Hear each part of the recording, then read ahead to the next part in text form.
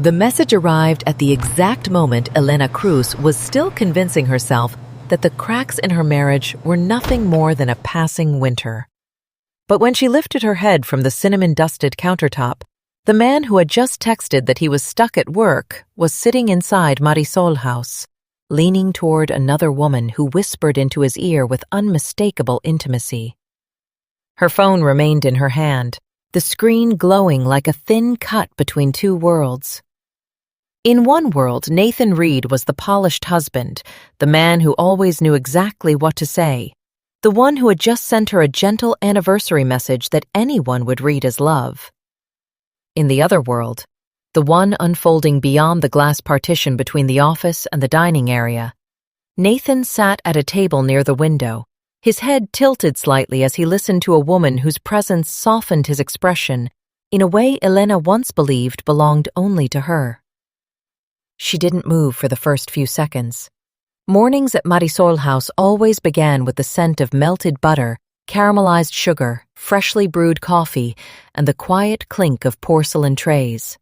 Light poured through tall windows stretching across honey-colored wood floors, resting gently on white flowers arranged at the main counter. This place was more than a bakery. It was a legacy. It was Marisol's life poured into every corner. It was Elena's youth. It was everything she had held together through years when others only saw the charm of a beautiful old house in Savannah. That was why the scene in front of her felt so cruel. Nathan wore the blue-gray shirt she had pressed the night before. One hand rested casually on the table, the other slowly turning a cup as if he had nothing in the world to worry about. The woman across from him had dark hair, a long neck, straight shoulders, and a familiarity that made Elena's stomach tighten. She didn't kiss him. There was nothing crude or obvious, but the way she leaned in, laughed softly, and let her hand linger just a little too long on his wrist said everything Elena never wanted to understand. Her heart slammed against her throat. That morning was supposed to be different. Elena had come in early like she always did on their anniversary. She wanted to finish a batch of his favorite pastries herself, experiment with a new caramel sauce, hold on to the fragile belief that if someone stayed patient long enough, loved deeply enough, life would eventually soften. Over the past few months, Nathan had grown distant, more absent, busier, less present in her gaze. But Elena had told herself that every marriage goes through seasons that are hard to name. She chose to believe that, partly because she was tired, partly because she loved him, and partly because women like Elena don't walk away until they've fought to the very end. Now, a single glance shattered that illusion completely. Elena stood up abruptly, her chair scraping lightly across the wooden floor. Heat surged through her, not like fire, but like molten metal rushing through her veins. She wanted to walk straight out, to ask Nathan who he had just texted, to look that woman in the eye, to drag this entire lie into the open and force it to name itself. But after 2 steps, she felt a hand grip her arm. Not tight, just firm enough to stop a storm. Elena turned sharply. Behind her stood a tall woman in a dark brown coat, hair tied back neatly, her sharp face framed by eyes far too alert for an ordinary morning. Claire Bennett. The name surfaced in Elena's mind like an old memory suddenly brought back to life. A former classmate. The one who used to stand up for her when Elena was just a girl with a mixed accent and underestimated more often than not. The one who had left Savannah and returned years later as an investigator, carrying the quiet weight of someone who had seen too many ugly truths to be fooled by appearances. "Don't go out there," Claire said softly. Elena barely recognized her own voice when she replied, "He's right there." Claire nodded. "I know. I saw everything." Beyond the glass, Nathan had no idea. He leaned closer to the woman, his expression relaxed in a way that made Elena sick. A man who isn't afraid of being seen is a man who believes he controls the story. "I'm going to talk to him right now," Elena whispered. But there was more pain than anger in her voice. Claire shook her head. No. If you walk out there now, he'll have time to perform, to twist it, to make you look like the unstable one. Men like Nathan aren't just good at lying, they're good at choosing the exact moment to make someone else look worse than them. Elena turned back toward the glass. Her hand tightened around her phone until her palm hurt. The anniversary message was still open, every word so gentle it felt revolting. Happy anniversary, beautiful. Stuck in meetings all morning. Dinner tonight will be worth the wait. A perfect lie. Smooth. Untouched. Claire lowered her voice even more. I've been sitting out there since early. He walked in like he belonged. So did she. This doesn't look like a mistake. It's too familiar, too calm, too clean. And a man who does this inside his wife's own business usually isn't hiding just one thing. That sentence stopped Elena cold. Not just one thing. Something colder than pain slid down her spine. In recent months, Nathan hadn't just been distant. He had grown more interested in paperwork, asked more about expansion plans, offered to help with financial decisions she had never asked him to handle. His tone had always been calm, but there was something beneath it, like he was testing boundaries he had never touched before. At the time, Elena thought it was an effort to fix things, a husband trying to carry some of his wife's burden. Now, standing in the warm light and scent of butter and sugar, those memories shifted into something else. Nathan stood up. Her heart dropped. He adjusted his sleeve, leaned toward the woman, said something that made her smile, then placed money on the table. No rush, no hesitation. That calmness was the most humiliating part. He wasn't just betraying her, he was doing it with the confidence of someone who believed he would never be seen for who he truly was. When Nathan walked out the front door, Elena didn't move. She didn't follow. She didn't call his name. She didn't throw her phone against the glass, even though something inside her screamed to. Claire saw it all. And she saw something else, too. Elena was not as fragile as people assumed when they saw flour-dusted hands and a calm face behind a bakery counter. Claire had known since they were young that Elena carried a different kind of strength. Quiet, unassuming. But the more pressure it faced, the sharper it became. The woman stayed seated for a few seconds longer. Then she picked up her bag, stood, and turned slightly toward the counter. Light brushed across her cheekbone, her jawline, the deep blue silk scarf resting on her shoulder. Elena froze. No. The word appeared in her mind before logic could follow. But truth doesn't wait for readiness. The woman walked out of Marisol House with a stride Elena knew too well. That same rhythm had once followed her through the hallway of their grandmother's house. Those same hands had clung to hers at their mother's funeral. That same voice had sat in the front row at her wedding, crying like a child. Sabrina. Not just another woman. Her sister. Elena didn't cry. Not yet. Pain that deep doesn't always come as tears. Sometimes it arrives like a clean, cold cut, silencing everything inside you all at once. Claire looked at her face and understood instantly. She tightened her grip on Elena's arm just enough to keep her standing. "Who is that?" Claire asked, though her eyes already knew. Elena stared at the door Sabrina had just walked through. When she spoke, her voice was barely more than air. Not a stranger. For a moment, every sound in Marisol House faded. The clatter of dishes, the hum of machines, the murmur of customers, all of it sank beneath a dense, silent darkness, where Elena stood alone with two betrayals at once. Claire reached into her coat, pulled out a business card, and placed it in Elena's hand. "Go home. Now," she said. "Don't text him, don't call anyone. Find out what he's hiding. If my instincts are right, what you just saw is only the first door." Elena looked down at the card, then at the empty table near the window where Nathan had been sitting.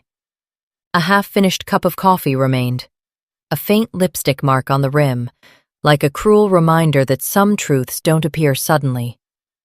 They've been there all along, waiting for the right day to break open.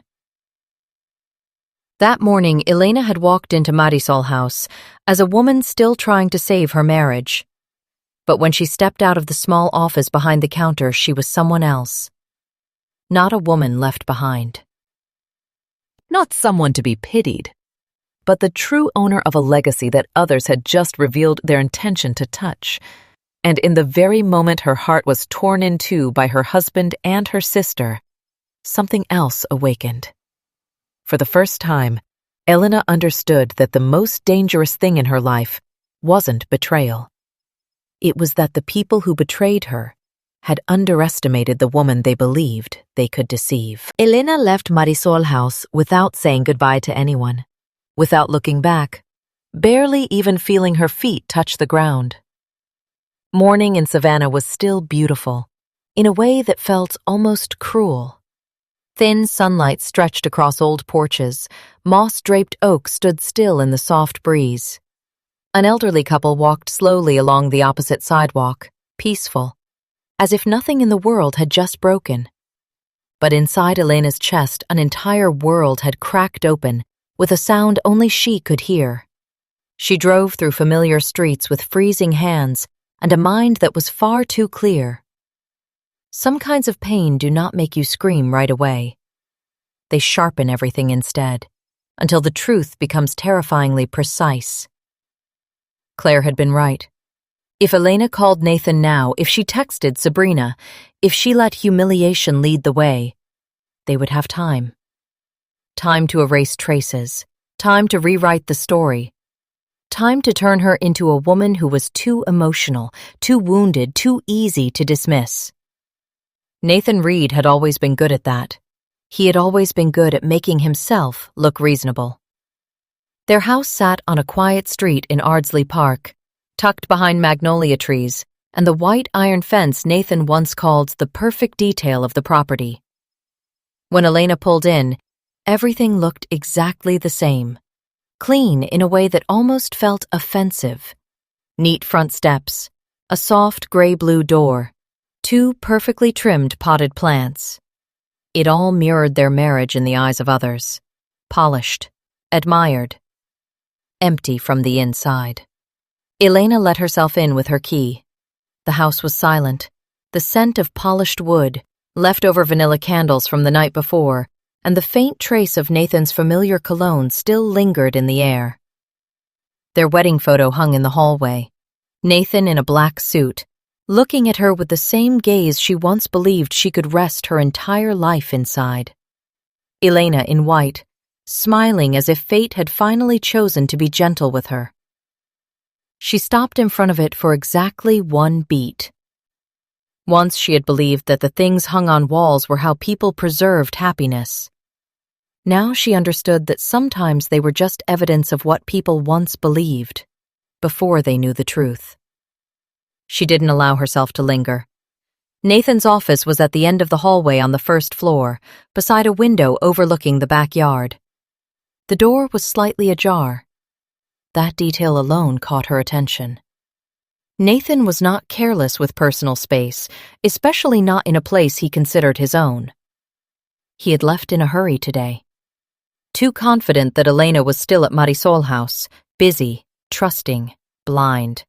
Exactly the way he had grown used to seeing her. Elena pushed the door open. Morning light filtered through the blinds, slicing the room into sharp strips of shadow and brightness. The desk remained immaculate, just the way Nathan preferred it. A laptop centered, a leather notebook, a brass paperweight. Files stacked in perfect alignment, as if order on the outside could protect whatever lay hidden beneath. To anyone else, the room spoke of discipline, of stability, of a man quietly supporting his wife's business from behind the scenes. Elena had heard that version of the story too many times. Nathan is impressive. Nathan is steady. Nathan is rare. No one ever spoke about the mornings Elena opened the shop before sunrise. No one remembered that she was the one who renegotiated every lease, every debt, every supply order to keep Marisol House standing through its hardest seasons. No one saw her real power, because Elena had never needed to display it. Maybe Nathan had forgotten that too. Elena pulled out the chair and reached for the top file. The first page stopped her breath. A divorce filing. Not scribbled notes in anger, not a temporary outburst, a nearly complete document, carefully typed, fully structured, with assets listed, legal notes attached, and Nathan's signature already in place. Only her section remained blank. She stared at her name like it belonged to someone else. Elena Marisol Cruz Reed. Filed into a column like something to be processed, like a signature waiting to be added so everything could move forward. She set the document aside, her throat tightening. Beneath it was a valuation report for Marisol House. The name of her family's business sat among cold calculations, projections of transfer value, rebranding potential, expansion strategies. Each line scraped against her like a dull blade. They weren't just planning to leave the marriage. They were measuring her grandmother's legacy like a product. Elena kept turning pages. An open envelope. Inside, printed email exchanges between Nathan and Victor Langston. The name alone darkened her gaze. She knew of him. Not personally, but enough to understand the type. A man who smiled before speaking about profit. An investor praised for being sharp, decisive, visionary. Men like Victor were admired for a long time before anyone looked closely at how they acquired what they wanted. Elena read every line. The tone was polite, professional. But beneath it, the intention was unmistakable. Victor discussed acquisition potential, repositioning strategy, the importance of stabilizing internal dynamics before moving forward. Another email warned against letting Elena react too early, too emotionally. Another one, colder still, emphasized that the fewer public disturbances there were, the smoother the transition of control would be. Smooth. The word made her hands go cold. People often use clean words to cover ugly intentions. She pulled out her phone and started taking photos. Every page, every email, every signature, every date. Her fingers moved quickly, as if her body understood before her mind that from this moment on, everything needed to be recorded. No more relying on emotional memory, only evidence. Then her eyes caught a thinner stack of papers, set slightly off to the side. No title, just printed screenshots. Elena pulled them closer. Text messages. The top of the chat was cut off, only a single letter remained. S. Her throat tightened. She didn't know what she was hoping for, that it wasn't Sabrina, that she had misread everything that morning, but the words in front of her were too clear to leave space for denial. I miss you. Does she suspect anything yet?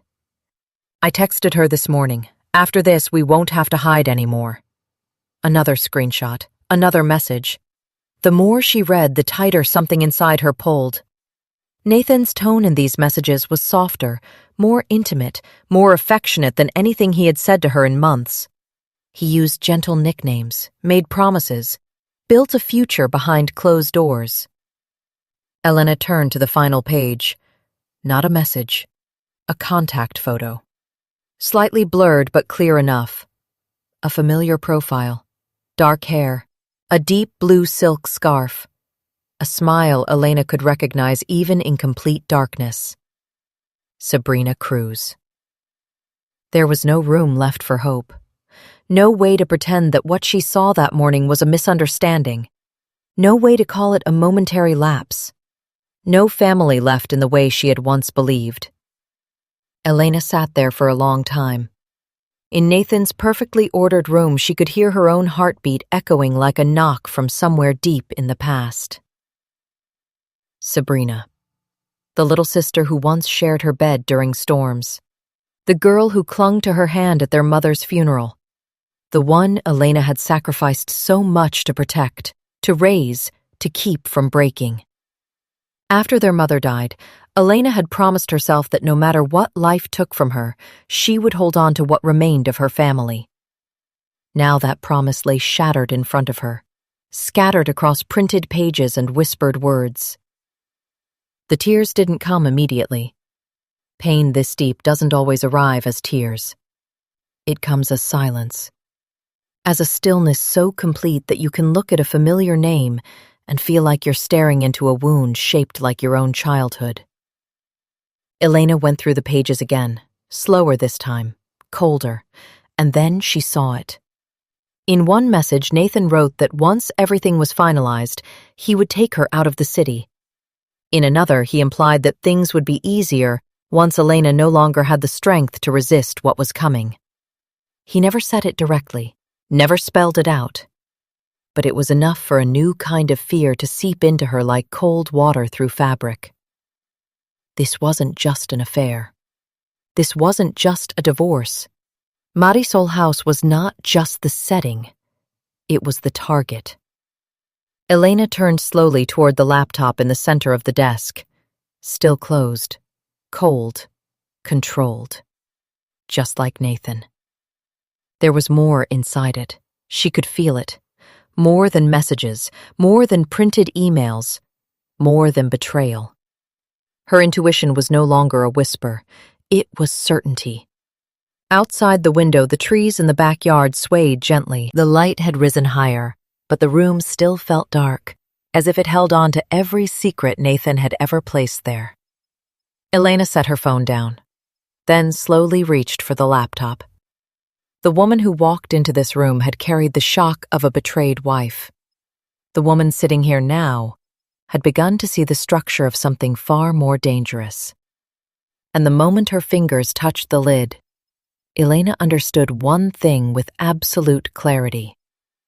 Her life would never return to the place it had been before that morning. Elena opened the laptop with the feeling of someone touching the final door before every illusion collapsed completely. The screen lit up, casting a cold glow across her face. And in that moment, Nathan's office was no longer just a workspace. It felt like an archive of carefully arranged lies. Too neat, too clean, too controlled for anyone to immediately realize what they were standing in front of.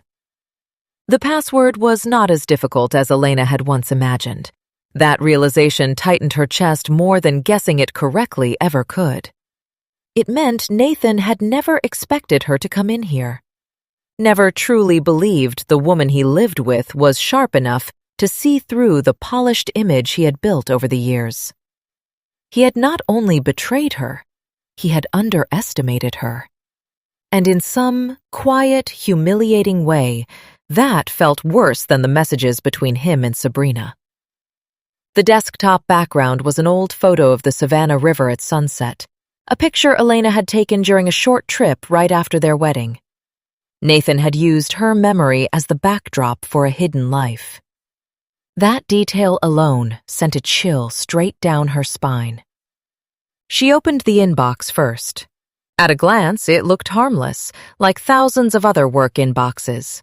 Bills, schedules, invitations, draft contracts, payment confirmations. Nathan had always known how to bury what mattered beneath what looked mundane. But when Elena began searching for Victor Langston, for Marisol House, for words tied to control and transfer, the outer layer cracked quickly. A chain of emails stretched across months. The more she read, the clearer one painful truth became. What was happening between Nathan and Sabrina was not a mistake that led to consequences. It was only one branch of a much larger plan. A plan that had been thought through, nurtured, sharpened, and slowly perfected over time. Victor wrote in exactly the tone Elena expected. Polite, reasonable, smooth. Never using ugly words. Never leaving behind anything that looked like a confession. But beneath that professional surface was a structure so cold it was almost terrifying. He spoke about the potential of Marisol House if the brand were repositioned, about the need for a different face to represent it, about how things would proceed more smoothly if the family dynamic became weak enough, disoriented enough. Family dynamic. Elena stared at the phrase. To them, her life was a condition to be managed. Another email appeared, shorter, sharper, stripped of decoration. Make sure she cannot react strongly when the time comes. Elena's hand tightened until her nails pressed painfully into her palm. Cannot react strongly. That was how they described her exhaustion, the nausea, the mornings when her mind felt fogged over, the times she had to grip the edge of the kitchen counter just to stay upright, the days she didn't even have the strength to argue with Nathan, even when her instincts told her something was wrong. To Elena, it had felt like she was slowly breaking without understanding why. To them, it was a favorable condition. She kept scrolling. There was a presentation attached. Nathan had saved it in a separate folder, neatly organized, as if he took pride in the orderliness of his betrayal. Elena opened it. The screen filled with refined color palettes, elegant fonts, mock-ups of new signage, curated images of a high-end brand designed for people who wanted beauty, packaged and polished. And at the center of it all was a name that made Elena feel her chest tighten again. Sable and Sugar. Not Marisol House. No Marisol. No family kitchen. No handwritten recipes. No grandmother. No Elena. Only a new shell, beautiful enough to sell, modern enough to retell someone else's legacy as if it had been created by hands that had never labored for it. Near the end, a short note caught her eye. Founder image should feel younger, elegant, aspirational. No name was written, but Elena knew. Sabrina. They had planned far enough ahead not just to take Marisol House, but to replace the face behind it, to erase Elena from her own story. The anger inside her did not explode outward. It sank deeper, heavier, like molten metal settling into place. People had always underestimated women like her. They saw flour-dusted hands and assumed she belonged only in a kitchen. They heard her soft voice and believed she could be guided. They mistook patience for weakness, kindness for lack of power. Nathan had lived inside that mistake for so long that he had begun to believe it was truth. Elena moved to the personal folders. One folder was labeled with a single letter, S.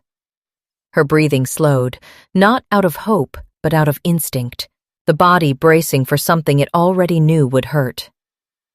Inside were photographs, many photographs. Nathan and Sabrina in Charleston. Nathan and Sabrina in a dimly lit bar.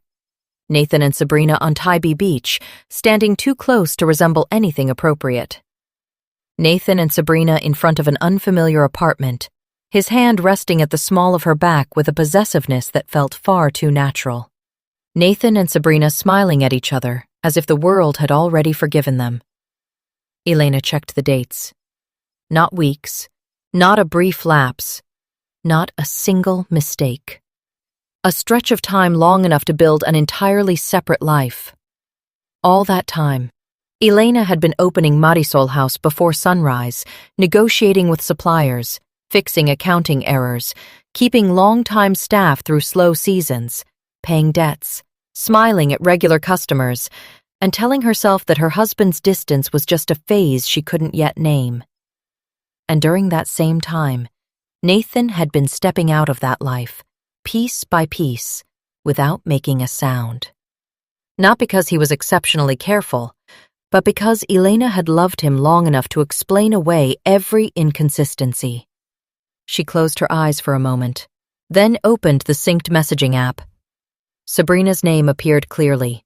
This time, Elena didn't hesitate. She opened the conversation. The most recent messages tightened her stomach. Sabrina asked about the future. Nathan answered with carefully crafted tenderness. Sabrina spoke about wanting everything to end soon. Nathan reassured her, just a little more time and they would have everything. There were even light jokes about a new home, a new city, a life where they no longer had to hide.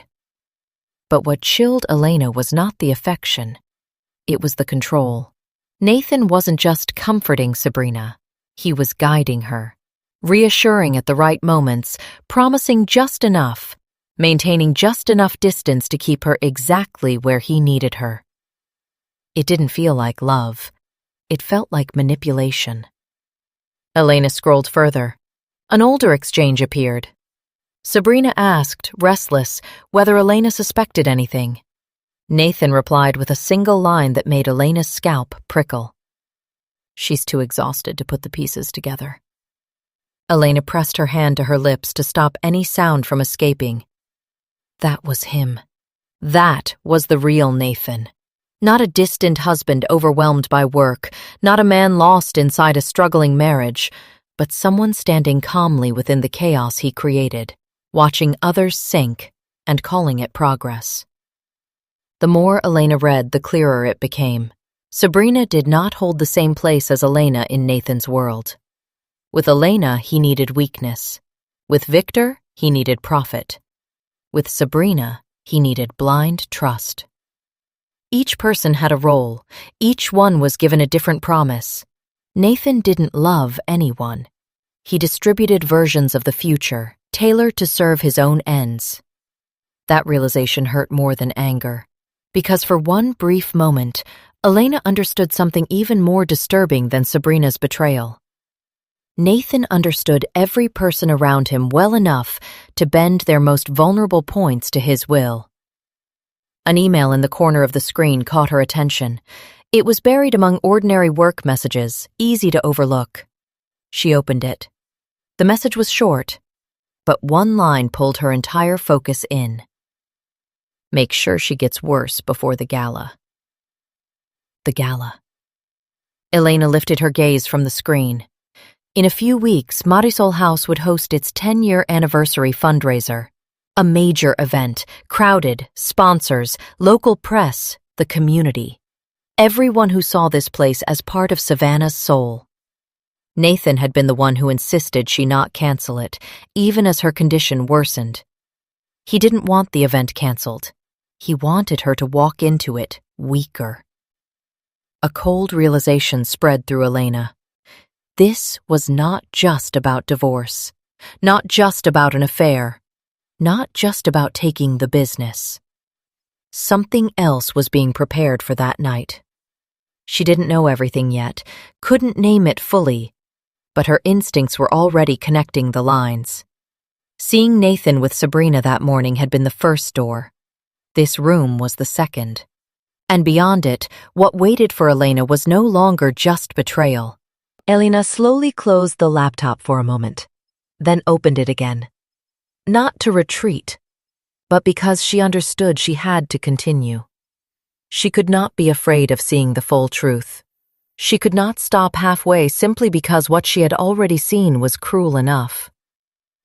When she stood up from the chair, she was no longer just a woman shattered by reading messages between her husband and her sister. She was someone who had begun to see the shape of a larger design. And deep inside, Elena knew with absolute certainty that the worst part might still be ahead. Elena rose from Nathan's desk with the unsettling feeling that the ground beneath her had changed substance. Everything in the room remained exactly as it had been, still, orderly, almost painfully clean. Yet she no longer saw it as an office. She saw a control center, a place where gentle words were rewritten into plans, a place where her trust had been broken down, labeled, and neatly stored away in folders. The bathroom door at the end of the hallway was slightly open. Elena didn't know what drew her toward it. Perhaps it was instinct. Perhaps it was fear finally taking shape. Or maybe it was the quiet awareness of a woman who had just realized that if there was one more piece of truth hidden in this house, she needed to see it before it had the chance to reveal itself on its own terms. The bathroom was bright, spotless, and silent, just as it always was. Towels folded into perfect squares, marble counters gleaming, The scent of cedar soap mixed faintly with Nathan's lingering cologne made her stomach tighten. Everything still carried the familiarity of a shared life, and that was what made it unbearable. Not because it felt strange, but because it felt too familiar. On the bench near the bathtub sat Nathan's personal bag, slightly open.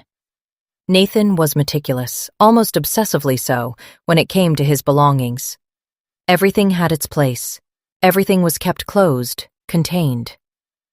The fact that this bag had been left open could only mean one thing. He had been in a hurry. Or worse, he had been confident. And perhaps that confidence was the most unsettling part of all. Nathan did not just believe Elena didn't know. He believed she would never know. Elena stepped closer, slowly. Inside were ordinary items, almost painfully mundane. A razor, a bottle of cologne, a toothbrush, painkillers, a few folded receipts. She moved through them with cold fingertips, forcing herself to breathe evenly. Then, in the deepest corner of the bag, tucked beneath a gray t-shirt, her hand brushed against a small brown bottle. She pulled it out. The glass vial fit easily into her palm, its white label slightly worn. Elena did not understand every word printed on it, but she understood enough to feel her throat go dry instantly.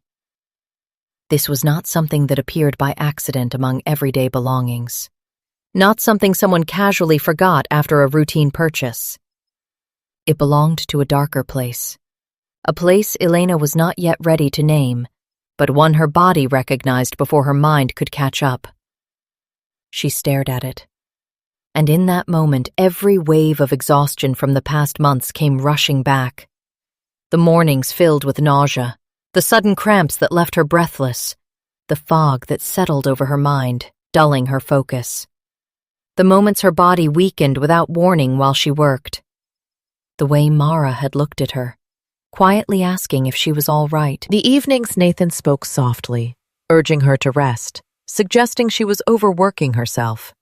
That perhaps Marisol House needed less emotion and more logic. To Elena, it had felt like she was slowly falling apart without understanding why. To him, it had been part of a process. She placed one hand against the sink to steady herself. There are moments when a person cannot cry. Not because they are strong, but because the terror has moved beyond tears. It silences everything inside, leaving only one sensation behind, cold and sharp as metal. Elena returned to Nathan's office, the bottle still in her hand. The laptop remained open, the screen still glowing.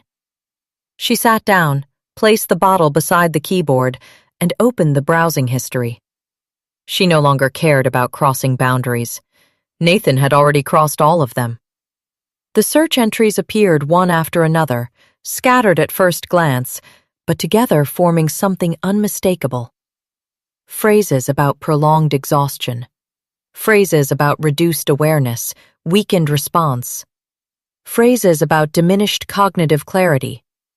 Phrases about legal capacity, decision-making under mental strain. The control of a business when its primary owner is no longer fully stable. Elena read each line as the room seemed to close in around her. Nathan had not acted out of impulse. He had not slipped. He had not simply betrayed her. He had thought, calculated, observed, timed everything. Every time Elena felt dizzy, he had noted it. Every time she weakened, he had grown more certain. Every time she doubted herself, he had gained more ground. That calmness was what terrified her most, because a person who acts in anger sometimes leaves behind traces of humanity. But Nathan moved with the composure of someone who had convinced himself that his goal justified whatever damage he caused. Her phone vibrated. Nathan's name lit up the screen. For a brief second, Elena could barely breathe.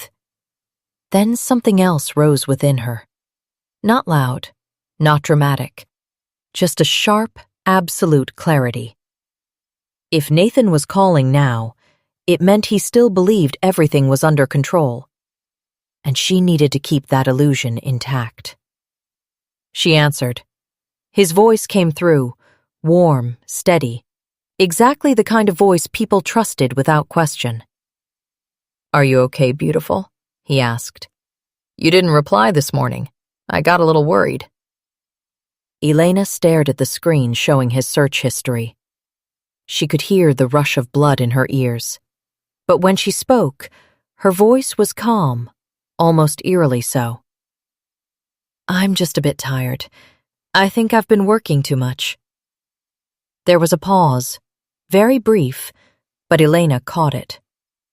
Nathan seized on the word tired instantly. "I figured," he said. "You've clearly been run down lately. Maybe you should head home early today. Don't push yourself too hard." Don't push yourself too hard. He said it like a concerned husband, like an observer, like someone standing outside the situation, when in truth he was part of the cause. Elena closed her eyes for a second. "Maybe I will." "Good," Nathan replied quickly. "Tonight I'll make something light for you, and tomorrow morning I'll prepare a gentler drink. Your body needs a bit more care right now." Elena opened her eyes. Tomorrow morning. The words hit her like ice. He was still planning to continue. Not just in the past, not just months ago. Tomorrow. She ended the call with a quiet, composed sentence, just enough to keep his suspicion away. When the screen went dark, the room fell into silence. But this silence was no longer shock. It was the space where a decision had just formed. If Nathan continued his routine in the morning, Elena would see it again. Not to hurt herself, but to confirm, to document, to turn instinct, fear, emails, documents, and that small bottle into a line that could not be denied. She took out her phone, photographed the bottle from multiple angles, captured the label, documented its position in the bag before placing it back exactly where it had been. Every movement she made now was precise, almost detached. Not because she no longer felt pain, but because that pain had been compressed into something else. Clarity. People had always underestimated Elena. They saw a woman with flour on her hands and thought she belonged only in a kitchen. They believed Nathan was the sharper one, the more decisive one, the one who saw further ahead. Perhaps Nathan believed that too. He thought her softness came from tolerance, that her patience meant weakness, that she would remain within the boundaries he had drawn. But Nathan had made one fundamental mistake. A woman who can build a legacy from a family kitchen is never weak. She simply had never needed to use the sharpest parts of herself before. Morning came faster than she expected. Elena barely slept. She lay awake, listening to every small sound in the house, every step Nathan took, every door opening and closing in the distance, feeling time move through her like a slow blade. But when dawn arrived, she went into the kitchen just as she always did. Simple sweater, hair tied back, a face just tired enough for Nathan to believe. He was already there. Morning light rested on his shoulders. The coffee machine hummed softly. Nathan turned, smiling, the same smile that once made Elena believe she had been chosen, loved, safe. "Good morning, beautiful," he said. "How are you feeling?" "A little better," Elena replied. Nathan turned back to the counter, preparing 2 cups with the ease of a routine repeated countless times. His movements were calm, natural, almost graceful if you didn't know what you were watching. Then, at the exact moment he believed Elena was not paying attention, there was a small gesture, quick, subtle, practiced. Elena did not stare. She only looked enough. Enough for the last fragment of hope, that this might still be a misunderstanding, to disappear completely. Nathan brought the cup to her, sliding it forward with a voice that sounded almost perfect. "Here you go." Elena took it. The familiar scent rose from the cup. But now it was no longer the smell of a shared morning. It was the scent of betrayal turned into habit. She lifted it to her lips, just barely touching it, then lowered it again. "Perfect," she said. Nathan smiled, satisfied, convinced his performance remained intact. But Elena knew the truth. And in that moment, one final thing became absolutely clear. There was nothing left to save in this marriage. The only thing she needed to save now was herself. Elena kept her expression steady until she heard the door close behind Nathan and the sound of his car pulling out of the driveway. Only when his presence had completely disappeared did the hand holding the cup begin to tremble. Not from weakness, but because her body was finally allowed to respond to what her mind had forced it to endure in silence. She set the cup down on the counter, took a slow, steady breath, then did the first thing a person does when there is no longer any option except to trust themselves. Elena took a small glass jar from the cabinet, rinsed it quickly with hot water, dried it carefully, then poured the remaining drink into it. The dark liquid settled at the bottom, thick and still, like a secret that had finally been captured. She sealed the lid, wrapped it in a clean kitchen towel, and placed it into her bag. Every movement was quick, precise, controlled. There was nothing left of the uncertain, exhausted woman who once questioned whether she was overreacting. Now, everything she did had intention. The kitchen still held the unsettling warmth of an ordinary morning. 2 pale blue ceramic cups sat side by side on the counter. Sunlight rested quietly along the edge of the table. The scent of coffee lingered in the air. It was these small, normal details that made Elena feel the most nauseous. Real harm rarely comes with darkness and dramatic music. It lives in bright kitchens, in gentle conversations, in the hands of someone the world still believes is kind. Elena poured the remaining liquid from Nathan's cup down the sink, washed both cups thoroughly, dried them, and placed them back exactly where they had been. Nathan would notice nothing. He would believe this morning was no different from any other. He would believe Elena was still moving along the path he had laid out for her, and that illusion was the only thing buying her time. She took out her phone and texted Mara, "I need you to open the shop this morning. I have something personal to take care of." Mara replied almost immediately, "Of course, I've got it. Are you okay?" Elena stared at the message for a long moment. She wanted to say no. Wanted to say she had just witnessed something she could not unsee. Wanted to say that the man she married and the sister she loved had stepped into the darkest part of her life at the same time. But in the end, she typed only one line. "I will be." It was not entirely a lie. It was a promise she now had no choice but to keep. As she stepped into her car, the bag on her shoulder felt heavier than usual. Not because of the jar, but because of everything it represented. Months of unexplained exhaustion, the quiet doubt she had directed toward her own body, the nights she blamed herself for not being strong enough. All of it now sealed inside something small, resting beside her wallet and car keys, as if it were nothing. The Independent Lab was located in Midtown Savannah, inside a clean, light-colored building that drew no attention from the outside. Elena sat in the car for a few seconds before stepping out. In the parking lot, a young couple argued in hushed tones. A nurse walked briskly past with a cup of tea. An older man spoke calmly into his phone about an upcoming appointment. Life continued in its usual order, and that normalcy made Elena's chest tighten. No one passing by knew that she was carrying a piece of her marriage in a glass jar. Inside the reception area, bright white light spread across glass counters and neatly arranged plastic chairs. The faint scent of disinfectant hung in the air. The receptionist looked up and offered a professional smile. Elena stepped forward, placed her bag on the counter, and spoke in a low but steady voice. "I need to have a drink sample analyzed." The smile faltered slightly, not from shock, but from recognizing this was not a routine request. The receptionist nodded and made a call. Within minutes, a woman in her 40s stepped out from the hallway. Her hair was neatly tied back. Her dark eyes behind thin glasses were calm in a way that made it easier to breathe. "I'm Dr. Naomi Ellis," she said. "Please come with me." The office was small, organized, quiet. Elena sat across from her and removed the jar from her bag. When she placed it on the desk, the movement was so soft it barely made a sound.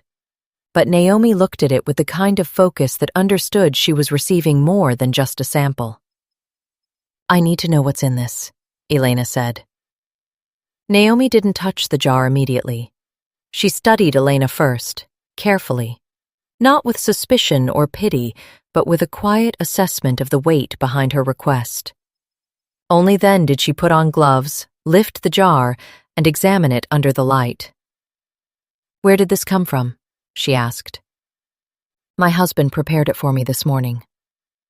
Naomi set the jar down slowly. "And what made you feel the need to test it?"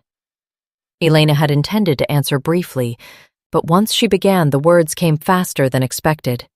Perhaps because no one had truly asked her anything like this in months. She spoke about the ongoing symptoms, the nausea, the dizziness, the growing sense that her body was no longer responding the way it used to. She mentioned the signs she had discovered, enough for Naomi to understand that this was not an unfounded fear. When she finished, the room fell into a short but heavy silence. Naomi nodded slowly. "We can run a comprehensive toxicology panel on this sample. If you want to preserve legal validity, I will have it processed under a strict chain of custody. That means every step, intake, sealing, testing, and reporting, will be formally documented." Elena looked up. "Can those results be used later if necessary?" "Yes," Naomi replied. "But I need to be clear about one thing. If your concern is valid, the priority is not proving who is right or wrong. It is your safety." The words landed directly. Not because they were new, but because for the first time, someone outside the situation named it correctly. Not stress, not oversensitivity, not imagination. Safety. "How long will it take?" Elena asked. "About 3 business days for the full panel," Naomi said. "Possibly sooner if something shows up early, but I prefer to be thorough." Elena nodded immediately. "Do it." Naomi passed the sample to a technician for sealing, then returned with paperwork. She explained the process, the cost, the case number, the contact timeline. Elena paid with her personal card, deliberately avoiding insurance or any system that could expose information before she was ready. Naomi did not question it. When everything was nearly complete, Naomi looked at Elena again, this time beyond professional distance. "I won't ask what you plan to do next," she said. "But I need to ask you this. Do you feel safe going home?" Elena remained still. The question was simple, but beneath it lay something vast. Answering meant acknowledging what part of her still resisted. That the place she once called home had become something she needed to approach with caution. That the man she once called her husband now existed in her mind in the language of risk. Finally, Elena spoke quietly. "Not entirely." Naomi did not show surprise. She simply slid a card across the table and wrote a number on the back. "If anything changes, you don't have to handle it alone," she said. "And until we have results, don't consume anything you can't fully control. Keep it simple. Protect your body first." Elena took the card. Her hands were cold but no longer shaking, perhaps because, for the first time in months, someone had confirmed that what she felt was not weakness. It was a signal, and she had been right to listen. When she stepped back outside, Savannah was still bright, still moving, still alive in its unaware rhythm. Elena sat in her car, closed the door, and rested her forehead against the steering wheel for a few seconds. She didn't cry. She didn't collapse. She just breathed. 3 days. In 3 days, the contents of that jar would speak in a language that could not be softened by gentle words, polished smiles, or calm appearances. It would no longer be Elena's instinct, no longer a wife's suspicion. It would be evidence. And in that moment, Elena realized that what was growing inside her was no longer just fear.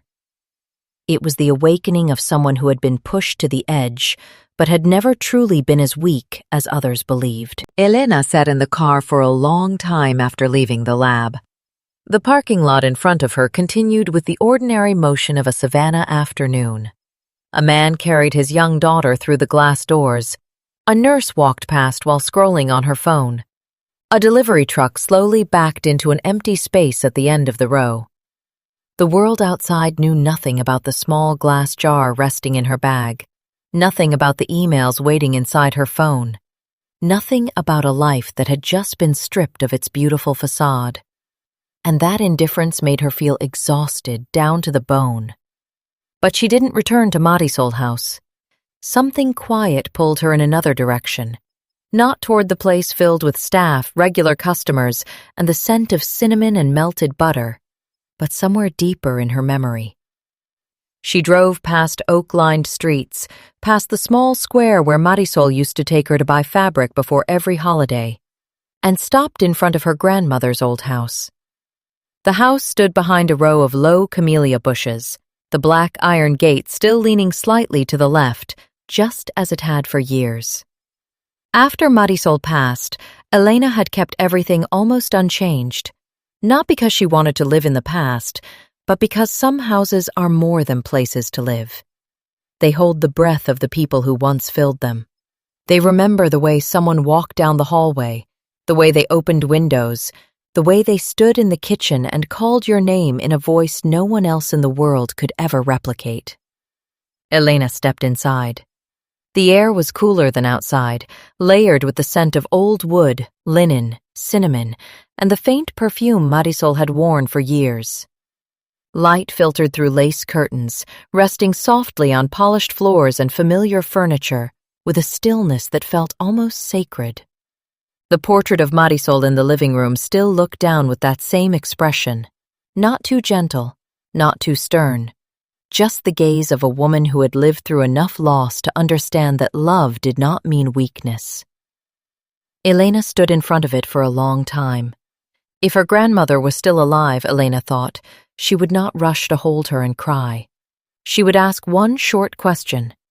Then she would tell her to sit, drink water, steady her breath, and start telling the truth from the beginning. That was who Marisol had always been. More practical than pain, more grounded than panic. Not because she loved less, but because she understood that a woman could only save herself if she stood upright. The thought made Elena's eyes burn, but she did not let the tears fall. Not yet. This was not the moment to break. She walked upstairs slowly, her hand brushing along the wooden railing. Her grandmother's room sat at the end of the hallway, the door slightly open, as if still waiting for someone to step inside after a long afternoon nap. Everything remained as it had been on the last day Marisol lived there. The brass bed, the low oak dresser, ivory curtains, the old vanity with its oval mirror where Marisol used to sit and brush her hair slowly every Sunday morning before opening the shop. Elena moved to the window, watching sunlight rest across the chair, then turned toward the low cabinet where the brown leather-bound recipe book lay, placed like something sacred. Not the printed version sold at Marisol House. The original. The real one. The one with butter stains on the edges of pages, crossed-out lines, crowded notes in the familiar slanted handwriting of her grandmother. Each recipe inside was not just instruction. It told a life. Hard seasons, holiday rushes, years when they had to adapt with cheaper ingredients and still preserve the soul of every dish. Lessons Elena had absorbed throughout her childhood, standing on a small wooden stool beside the kitchen counter, believing her grandmother was the strongest woman in the world. Elena lifted the book with both hands. The leather had softened with time. A fine crack ran along the spine, something she had never noticed before. Perhaps because every time she touched this book in the past, she carried memory more than attention. Today was different. Today she held it like someone searching for a way forward. As she moved to press it against her chest, her fingers brushed along the inner edge of the cover, and a faint rustling sound broke the silence. Elena froze. She tilted the book toward the light. The inner lining felt thicker than it should. A small corner had loosened over time, revealing the edge of something hidden beneath. Her heartbeat quickened. Slowly, she slipped her fingers beneath the edge. The aged adhesive gave way just enough to reveal a thin compartment tucked between the cover and the spine. Inside was a neatly folded bundle of papers, tied with a ribbon that had faded to a soft cream color. A chill ran through her. Marisol was not the kind of woman who hid something without purpose. If she had placed this inside the most important book of her life, then it had been meant for a day Elena was never meant to waste. She sat at the edge of the bed, placed the book on her lap, and untied the ribbon. The first sheet was a handwritten letter. Elena recognized the handwriting instantly. Slightly slanted, steady, firm, without ornament. The handwriting of a woman who never needed to decorate her words to be heard. My Elena, if you are reading this, it means someone has made you question the place that should have been the safest in your life. Elena stopped breathing. The room seemed to dissolve around her. There was only the letter, and her grandmother's voice, clear in her mind as if she were sitting at the foot of the bed, hands resting on her knees, looking at her with the calm certainty of someone who had always seen further than others. Marisol wrote that she had built Marisol House not just as a bakery, but as a stronghold for the family. She understood too well that a woman with assets, with a name, with the ability to stand on her own, would always become a target for those driven by greed. They might come disguised as love, as business, even as family. She did not know what form that day would take, but she had been wise enough to prepare. Tears finally broke free. Not loud, not dramatic. They fell too quickly, as if her body had held them back for too long and had now found a place where it was finally safe to release. Marisol wrote of a protective trust fund established years before, not to indulge, not to reward, but to be used if Marisol House or Elena were ever threatened by coercion, manipulation, or attempts at takeover. The second document confirmed it. The amount written there was enough for Elena to understand immediately that this was no symbolic gesture. It was real power, real resources, enough to hire skilled attorneys, financial experts, protect the business, and most importantly, protect herself from being forced into dependence. The third sheet was a business card. Harold Whitmore, Marisol's longtime attorney. On the back, her grandmother had written one line by hand. If you must fight, do not walk into it with only your heart.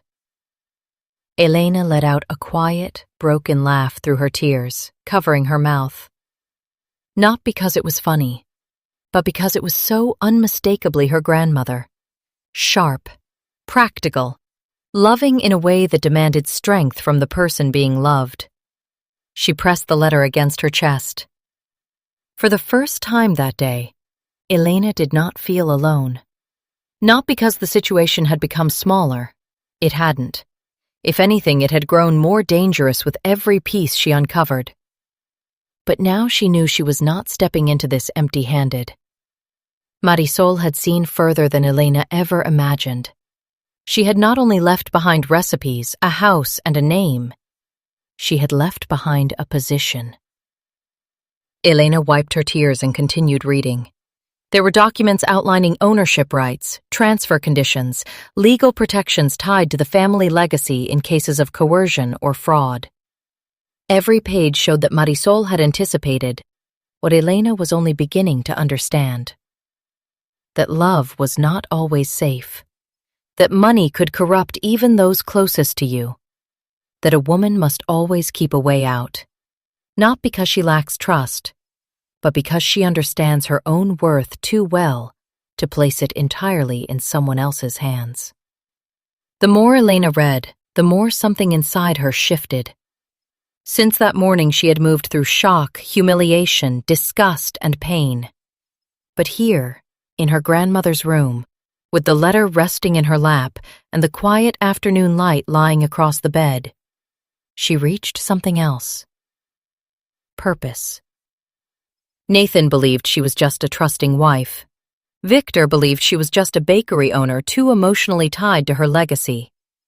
Sabrina likely believed her sister would soften, then break, then accept. All of them had chosen the wrong person. Elena gathered the letter, the trust documents, the business card, and the rest of the papers into a large envelope from the drawer. She did not return them to the hidden compartment.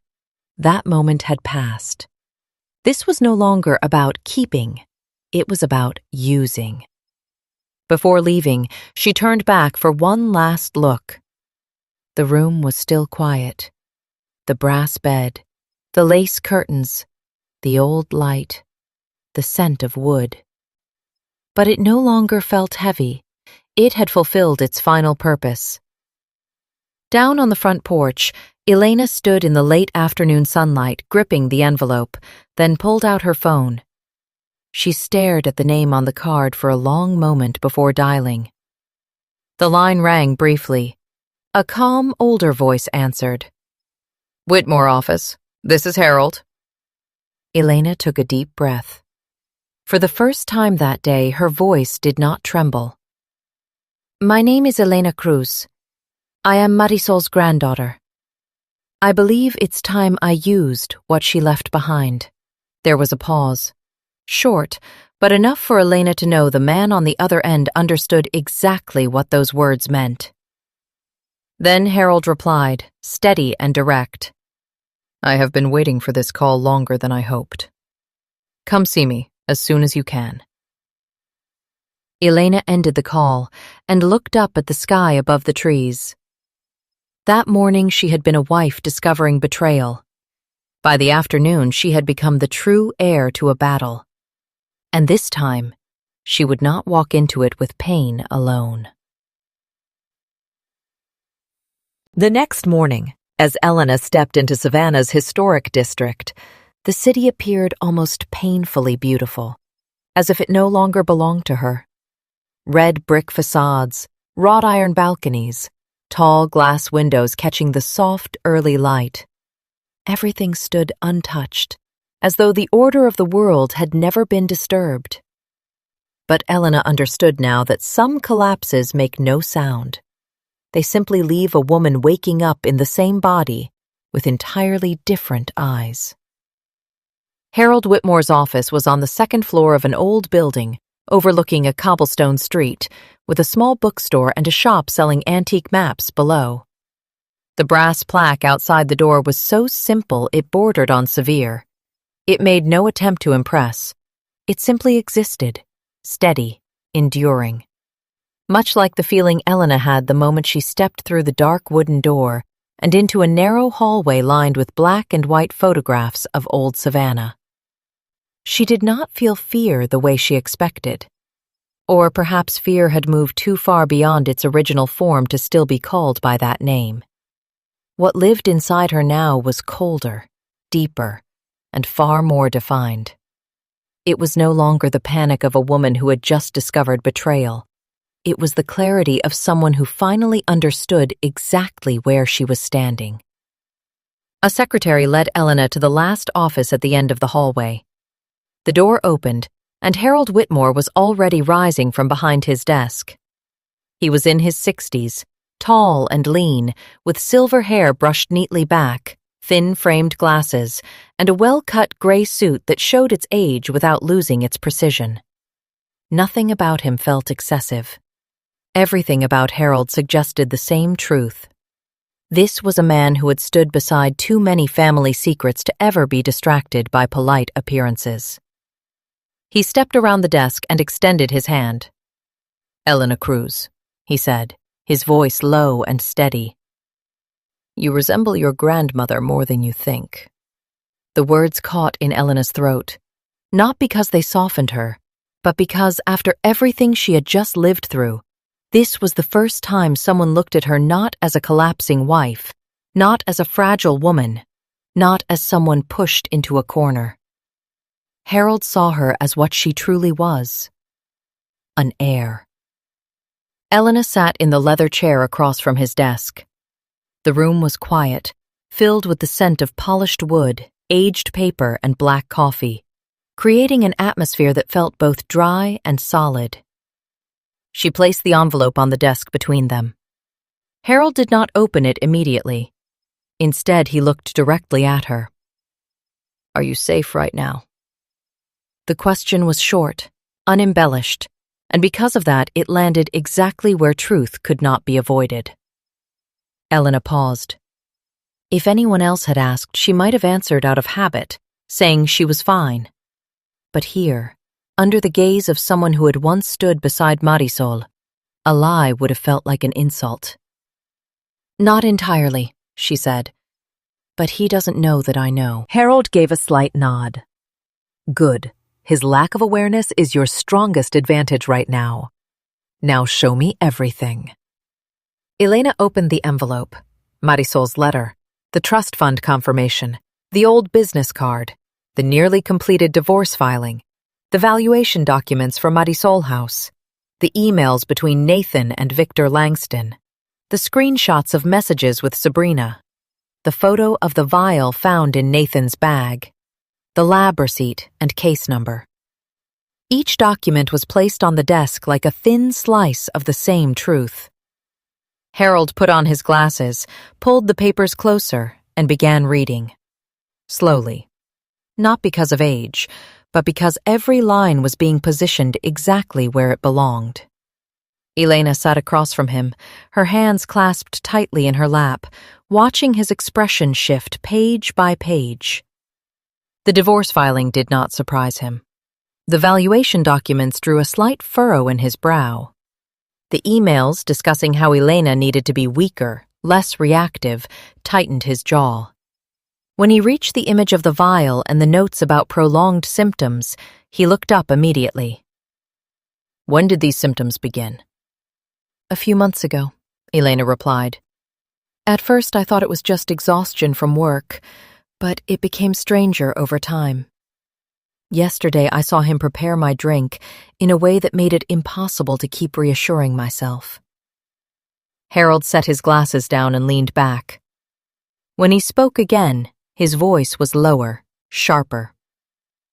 "This is no longer a failing marriage, and it is not merely a property dispute.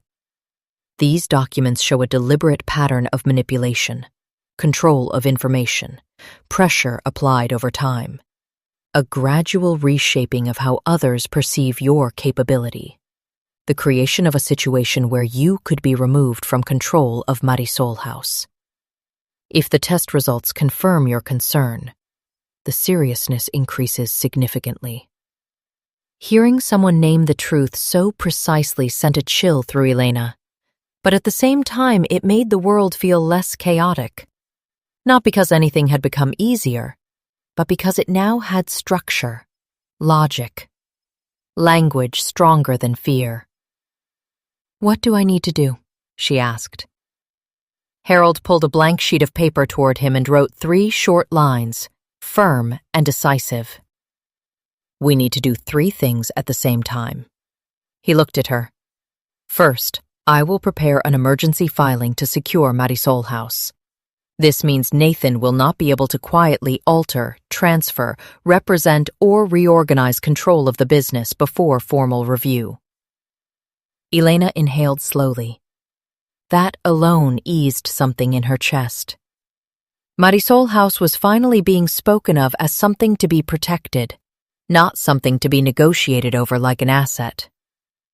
"Second, we activate the trust your grandmother established. With what you have found and her written instructions, I have sufficient grounds to proceed. You will have independent resources. No reliance on shared accounts. No dependence on anyone's goodwill. No position where you need permission from the very person trying to weaken you. This time, Elena lowered her head briefly, not to cry, only to contain what was rising too quickly inside her. Marisol had not just left money. She had left the ability to fight without bowing. Harold wrote the third line. Third, from this moment on, everything you do must be done as if it will one day stand in court. That means no emotional confrontation, no accusatory messages, no calls made in anger. Do not give Nathan any opportunity to present you as unstable or out of control. He paused, studying her closely. Do you have someone on the investigative side that you trust? Elena immediately thought of Claire. The image of her standing behind Elena at Marisol House returned clearly. Yes, an old friend. She's an investigator. Good, but Nathan must not know. Until we have stronger evidence, he needs to continue believing you are exactly where he placed you. Harold said it calmly, but Elena understood the full weight of it. This was no longer about keeping dignity. It was strategy for survival. He pulled the documents closer again. One more thing. In these communications, Nathan repeatedly focuses on your ability to function, your exhaustion, your reduced clarity. People who do this are not just targeting assets. They target the victim's identity. They want the moment to come when even the person being harmed begins to doubt themselves. Elena looked up. That was the worst part of the past few months. Not just being tired, but wondering if she really was weakening, if she truly couldn't carry the weight anymore, if she was overreacting to everything. Harold shook his head slowly. No, you were placed inside a structure designed to make you believe that. Do not confuse exhaustion caused by pressure with weakness. The words struck Elena like light cutting through the darkest place inside her. Nathan never needed to raise his voice. He never needed to insult or destroy openly. He only needed time. Enough time to plant the idea that she was no longer who she used to be, so that when everything shifted, Elena herself would hesitate to claim her right to resist. Harold had just severed that thread. If we file the emergency order, how long? Elena asked. If I complete everything today and submit it correctly tomorrow morning, we may receive a response quickly. But Elena, you need to understand something. When Nathan realizes he is being blocked from Marisol House, or when he senses control slipping away, he may become unpredictable. The room fell quiet. Elena was not surprised. From the moment she walked out of the house with the glass jar, she had understood Nathan was no longer just an unfaithful husband. He was someone capable of going further than anyone would expect from a man who appeared so composed. Then before that happens, she said slowly, I need more evidence. Harold studied her for a long moment, as if measuring how far she had come in this awakening. And perhaps he saw what Marisol had seen years before. Not surface resilience, but something far more difficult to break under pressure. Finally, he nodded. Yes. And from now on, stop thinking of yourself as someone trying to save a marriage. You are dismantling a structure of deception around your life. Every step you take, every word you speak, every silence you choose, must serve that purpose. The meeting ended close to noon. Harold handed her a thin folder containing a list of next steps, emergency contacts, basic precautions, and an initial confirmation of the trust activation process. As Elena reached the door, he called her back once more. Elena? She turned. Do not let his underestimation of you become your mistake. Men like Nathan only realize they chose the wrong person when every exit is already closed. Elena stood still for a moment, then gave a small nod. When she stepped outside, the light had shifted. Savannah's old streets moved as they always did. Tourists laughed at the corner. The sound of carriage wheels echoed across stone. Church bells drifted through the warm air. But for Elena, everything had changed. She was no longer moving through pain. She had a lawyer, a protective trust, her grandmother's letter, a legal structure beginning to form around her. And most importantly, a completely new awareness of herself. Nathan had believed he could wear her down long enough for her to walk away from her own place. But he was wrong. Not because Elena did not feel pain, but because once she understood what she was fighting for, she would never let go. Elena sat in her car, staring at her phone for a few seconds. Then she opened her contacts and found the name Claire Bennett. If Harold had given her ground to stand on, Claire might be the one to help her see the path through the darkness ahead. And Elena knew with absolute certainty that from this moment on, every step she took would no longer be just about protecting Marisol House. It would be about forcing Nathan Reed to stand under the truth he believed he had buried. Elena called Claire the moment she sat down in her car. Outside, Savannah continued drifting along in its quiet, polished elegance. But inside, Elena, everything had shifted on its axis. She was no longer calling an old friend as a woman freshly betrayed. She was calling as someone standing inside a structured web of deception, fully aware that if she misstepped even once, the person holding the advantage would strike back immediately. Claire answered on the second ring. "I need to see you," Elena said, her voice low and steady. "This is no longer just about Nathan and Sabrina.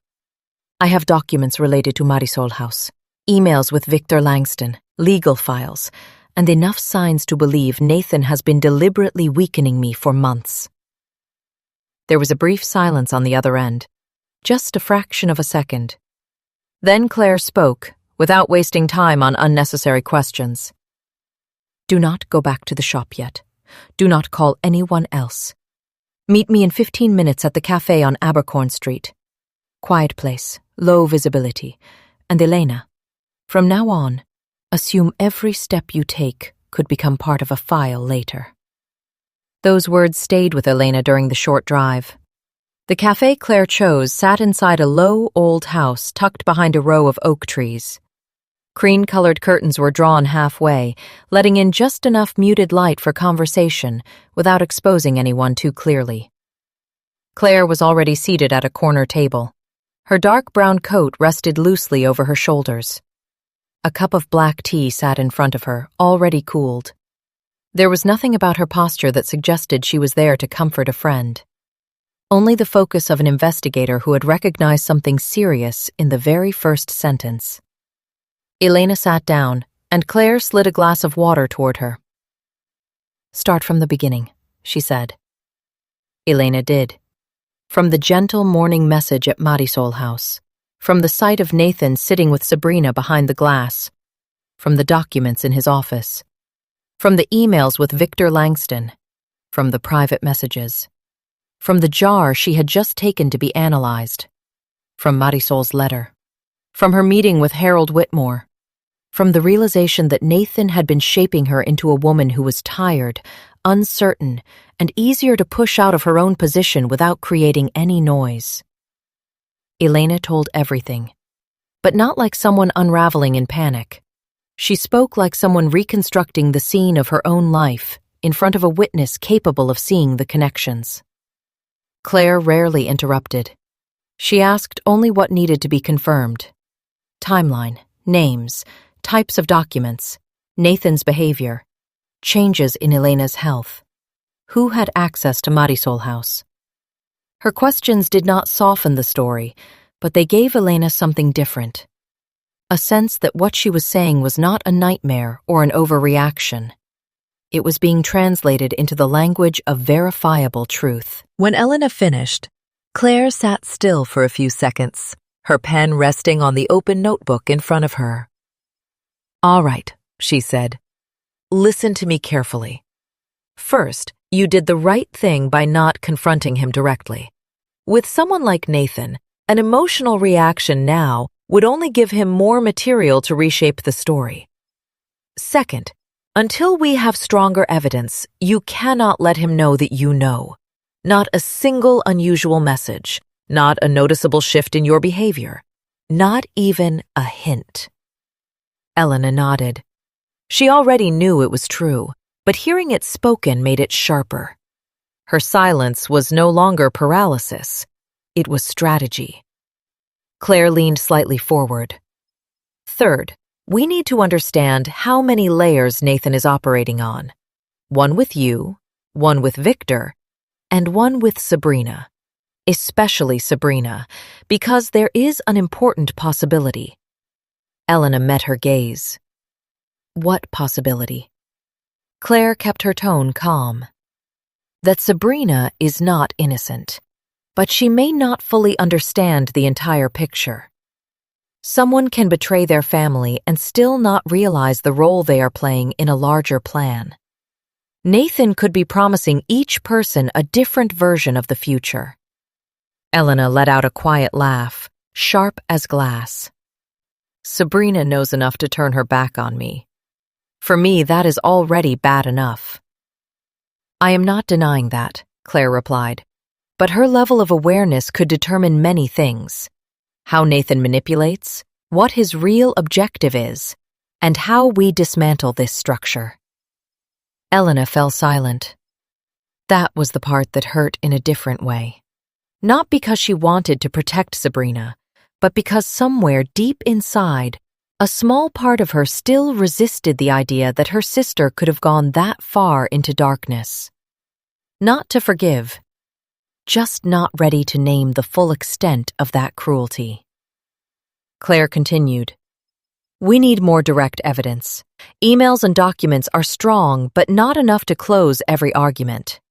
Nathan's legal team will try to paint you as sensitive, exhausted, misinterpreting things. They will lean on the exact image he has been building for you. You need something cold, clear, undeniable. Elena looked down at her glass of water. The surface was still enough to reflect the faint glow of overhead light. What are you thinking? Claire asked. Elena inhaled slowly, then said what had been forming in her mind even before she arrived. Nathan does not know that I know. He still thinks he is in control. If I maintain the same routine, he will continue acting the same way. Claire nodded immediately. That is your strongest position right now. People who rely on manipulation patterns often fail because of those same patterns. They believe they have done it long enough to no longer be seen. She turned to another page in her notebook. We cannot cross legal boundaries. But within spaces you own or share, you can create layers of protection and documentation, as long as it is done correctly. I will guide you on what to avoid. You do not need much, just the right placement, at the right moment. A chill ran through Elena, not because she feared the task, but because it confirmed something else. She now had to look at her own home as a potential scene. The kitchen, the hallway, the office. Places that once held ordinary meaning now carried something entirely different. Claire studied her for a moment before shifting topics. How often do Nathan and Sabrina meet? Do you know? Not exactly, Elena said. But in their messages, he speaks to her as if they have built an entire life behind my back. I will arrange discreet observation. Not undermine him officially, but careful enough. If they have a regular location, a pattern, a contact point, I want to know all of it. Elena nodded slightly. This had grown far beyond instinct and screenshots. Then Claire asked more slowly, You said Sabrina mentioned having a child with Nathan. The question made Elena look up immediately. Yes, she mentioned it several times, and he responded as if it was a certain future. Claire leaned back slightly, her expression shifting in a subtle but meaningful way. What has Nathan said to you about having children? Elena gave a faint, bitter smile. That it was not the right time. That work needed to stabilize first. That I was too overwhelmed. I thought it was just one of those mismatched parts of a marriage. Claire tapped her pen lightly against the edge of her notebook. Then it is possible he is using that as leverage with Sabrina as well. A skilled manipulator does not promise the same thing to everyone. He promises exactly what each person desires most. The words settled heavily inside Elena. She remembered every time Nathan delayed the conversation about having a child. The reasonable tone, the gentle logic, the way he made her feel almost guilty for being too busy, too ambitious, too tied to Muddy Soul House to make space for a family. If he was now offering a different future to Sabrina, then Nathan was not just dishonest. He was building separate cages for each person. That was the most terrifying part. Not that he had many secrets, but that he understood each person's vulnerability and used it as a tool. Claire closed her notebook halfway. I will check if there is a legal path to verify more on that angle. But for now, your job is to maintain your routine. Control what you consume. Do not take anything you are not certain about. Record every change.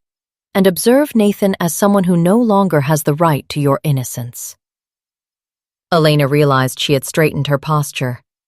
For a long time, she had lived inside that innocence. Not the naive kind, but the fundamental belief that the person beside you at night would not use that closeness to break you. Nathan had not just betrayed her. He had used the structure of marriage itself to create a blind spot around her. For the first time since the meeting began, Claire's voice softened. You are doing very well, Elena. Elena frowned slightly. Well, yes, Claire said. Someone else might have rushed in, shouted, dragged the entire family into chaos yesterday morning. You did not. You were in pain, but you kept your direction. That is not weakness. That is power. Elena looked out through the muted glass window. Outside, the wind moved gently through the oak branches. She did not feel better. But she felt more aligned with something real.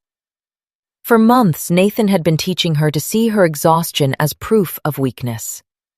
Claire had just given it a different name. Control.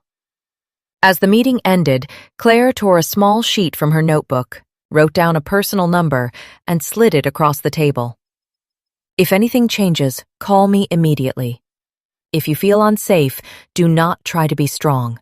Leave first. No plan matters if you are not safe enough to use it. Elena took the paper like it was a final connection to something still reliable in the world. They both stood. Before turning away, Claire placed her hand briefly on Elena's shoulder. I will help you bring him into the light, she said. But remember this. You are the one he underestimated the most. Elena stepped out of the cafe into the fading afternoon light of Savannah. Wind from the river carried a familiar salt-edged scent. She stood on the sidewalk for a moment, watching shadows of trees stretch across the stone pavement. Inside her, the story had shifted again. It was no longer just betrayal, no longer just pain. It was becoming an investigation. And at the center of it all, Sabrina's name was no longer just a wound in the family. It was beginning to look like another knot in Nathan's design. A place where the truth, once fully uncovered, might reveal that Elena was not the only one who had been deceived. That did not lessen the pain, but it sharpened the picture. Elena got into her car, started the engine, and looked at herself in the rearview mirror before merging back into the street. The woman staring back was still her, but not the same Elena from last week. Not the woman who apologized to her own body for being exhausted, who apologized to Nathan for moments of frustration, who apologized to life for not being soft enough to hold together a crumbling marriage. This time, Elena returned home as someone who no longer mistook her silence for failure. She returned as someone learning how to hunt the truth within her own life. Elena returned to her house in the fading afternoon light, carrying with her the unmistakable sense that she had crossed into a point of no return in her story. After meeting Claire, everything had shifted. It was no longer instinct, no longer a scattered chain of details that made her uneasy and then guilty for thinking too far. Now, Elena knew she was standing inside a structure designed to weaken her, to make her doubt herself, and to quietly push her out of Marisol house without ever causing a scene. And even with that understanding, she still did not know where the worst part was waiting. The house was silent, just like every other afternoon. Nathan was not home yet. Late sunlight stretched across the wooden floor, thin and slanted, reaching down the hallway like pale streaks of light. Elena stepped inside with her own key, hearing the door close behind her without feeling the sense of returning anymore. This place had once been a home. Now it felt like a space she needed to read the way someone reads an interrogation room, a scene, a map divided into safe zones, and areas where she could not afford to be careless. That evening, Nathan came home on time, carrying a calmness that felt almost perfectly rehearsed. He asked about her day, about preparations for the Marisol House anniversary gala, about the staff, about whether suppliers had delivered everything on schedule. He placed his hand gently on her back as he passed through the kitchen, kissed her temple, reminded her not to overwork herself. Elena responded exactly within the rhythm he expected, not colder, not sharper, not revealing a single shift. That was the hardest part of this entire game, not seeing the truth, but continuing to look into that familiar face as if she knew nothing. When Nathan fell asleep, Elena did not lie beside him. She waited until his breathing settled into a steady rhythm before quietly leaving the room, carrying her laptop and headphones into the empty room at the end of the hallway. The small recording device Claire had instructed her to place in Nathan's office had already begun uploading data to a secured account. Elena had not dared to open it all day. Not because she lacked courage, but because a small part of her still clung to the last illusion, that whatever she was about to see would not go beyond what had already been painful enough. She opened the latest file. The screen showed Nathan's office from the previous afternoon. Light from the window cut sharply across the desk. Nathan sat alone, sleeves rolled up, his face relaxed to the point of laziness. He scrolled through something on his phone, set it down, leaned back, and made a call. Elena pressed the headphones deeper into her ears, her spine tightening without her realizing it. Nathan's voice came through, low and smooth as always. There was nothing in that tone to suggest he was speaking about something more disturbing than any email or message she had seen before. He called a man named Derek. The voice on the other end was rough, cautious, carrying the presence of someone accustomed to operating in gray spaces, where things were not entirely legal, but far enough from the light to survive. Nathan got to the point quickly. No laughter, no anger, no impulsive tone. It was his calmness that chilled Elena to the bone. He began talking about Marisol House, about the kitchen area, about a moment during the gala when Elena would likely stay later than everyone else. He mentioned an incident that could appear entirely accidental if arranged at the right time in the right setting, in a way that no one would suspect anything beyond misfortune in an old, crowded, busy space under pressure.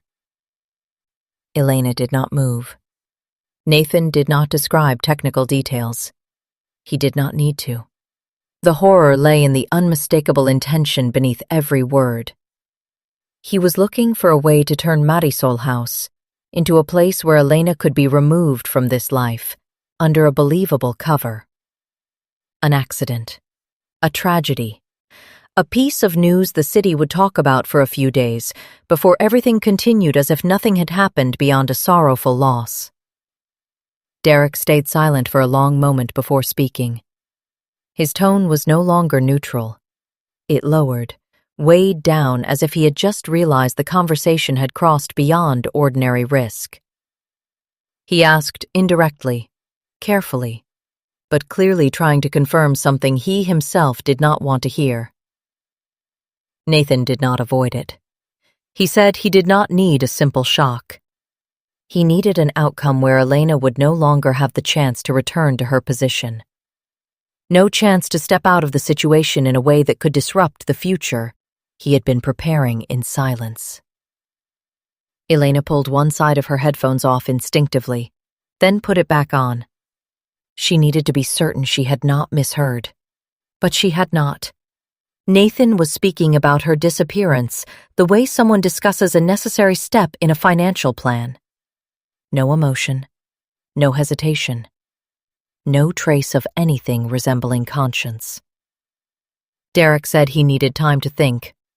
Nathan did not push, only reminded him that it needed to be resolved before the gala, that the payment would be substantial, that everything had to be clean and believable. At the end of the call, Elena heard a sentence that froze her hand against the edge of the laptop. Nathan said he had prepared long enough not to allow any mistake to ruin his future.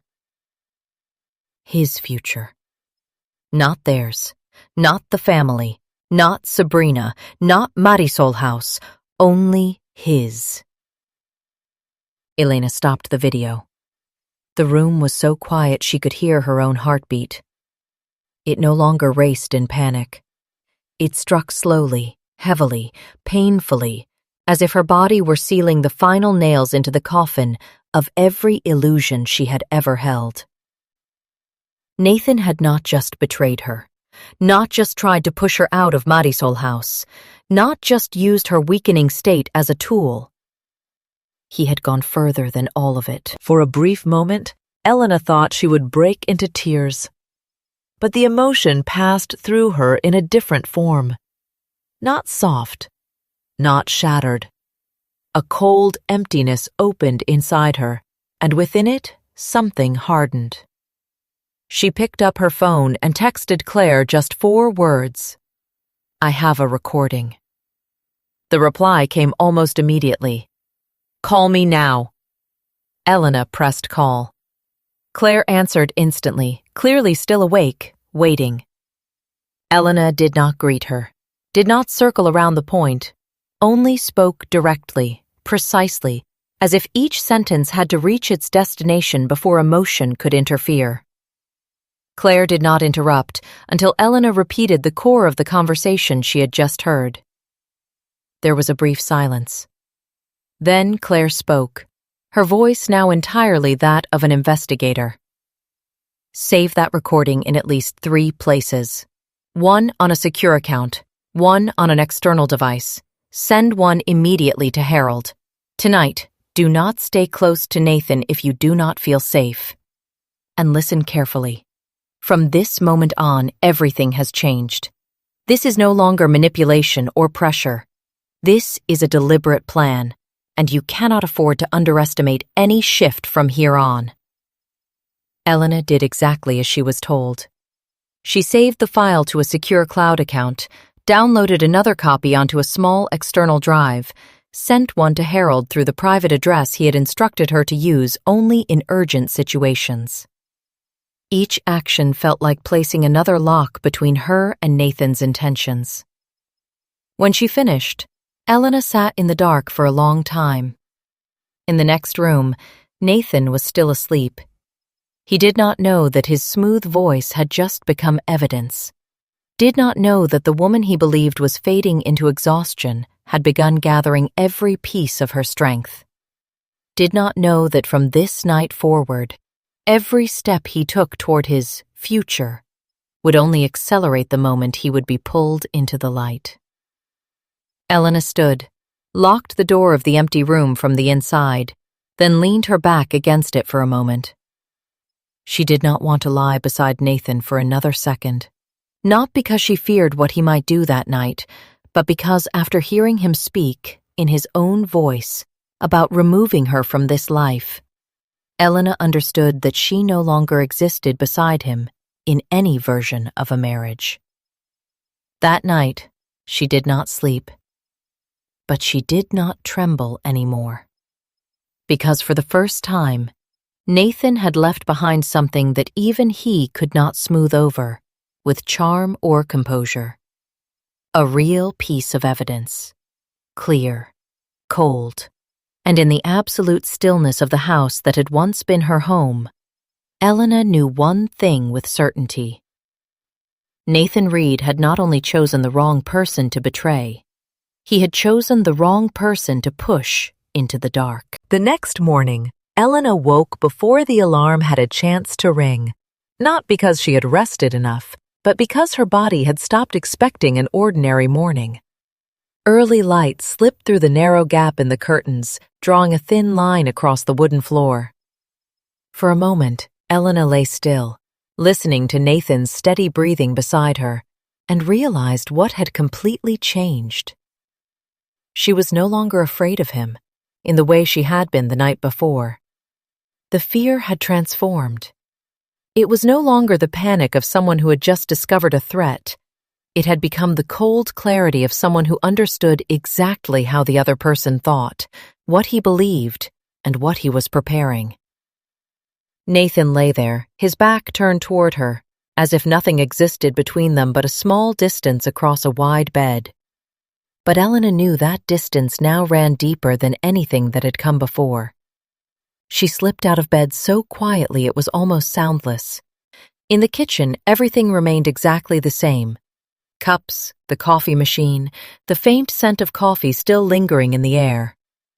Elena stood at the counter, looking at that familiar space as if it were a painting whose underlying layer had suddenly been altered. She did not touch anything Nathan had prepared. She took bottled water that was still sealed, drank slowly, letting her body register a different state, a state no longer influenced by anything she did not control. Her phone vibrated. Claire. Elena answered immediately. "I listened to the recording you sent," Claire said, her voice stripped of its usual softness. "I've already forwarded a copy to Harold. From this point on, we are not just collecting anymore. We need to actively stop him." Elena leaned lightly against the counter. How do we stop him when he still believes he controls everything? "That is exactly why," Claire replied. "He won't change his plan right away. And that is where we have leverage. The upcoming gala is his target, Harold and I agreed. From now until then, everything must be placed under control without him realizing it." Elena paused for a brief moment. The gala. The Marisol House anniversary night. The same event Nathan had mentioned in the recording as the ideal moment. A crowded space. Constant movement. Too many variables. That complexity made any incident easier to dismiss as an accident. Elena had understood that the moment she heard the call the night before. But now, hearing Claire lay it out, everything became more defined. "Harold will handle the legal side," Claire continued. "The asset protection filing will be submitted as soon as possible. But that is just the outer layer. The more important part is making sure there is no condition left for him to act on his intention during the gala." Elena nodded slightly, though Claire could not see it. "We need to control the space," she said slowly, "not just the people." "Exactly." Claire did not elaborate further. She knew Elena already understood. After ending the call, Elena stood still in the kitchen for a few seconds longer. Then she began to act. That morning, she arrived at Marisol House earlier than usual.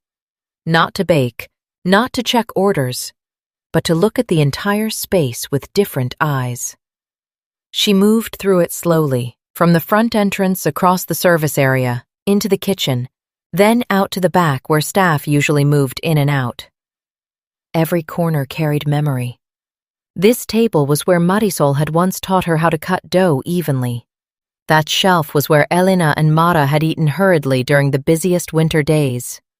That back door was where Sabrina used to run in every afternoon after school, calling her sister's name. Now, all of it had become points that needed to be examined. Elena was not searching for something specific. She was doing something else.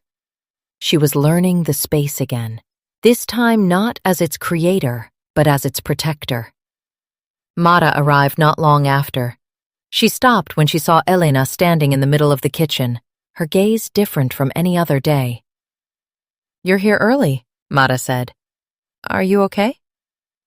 Elena turned. For a brief second, she almost told her everything. But then Claire's words returned. "Do not pull others in too early. Do not let the story spread before it has structure." "I'm fine," Elena replied. "I just want to double-check a few things before the gala." Mara nodded, though a trace of doubt remained in her eyes. She knew Elena well enough to recognize when something was being held back, but she also knew when not to push. Throughout the morning, Elena called a technical team she had worked with before, using the pretext of running a full system check before a major event.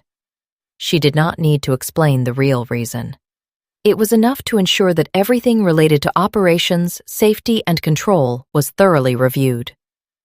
The technicians arrived later that day, inspecting every connection, every piece of equipment, every operational point. They worked as they always did, unaware that each step they took was quietly eliminating the opportunities Nathan might have been counting on. This was not panic.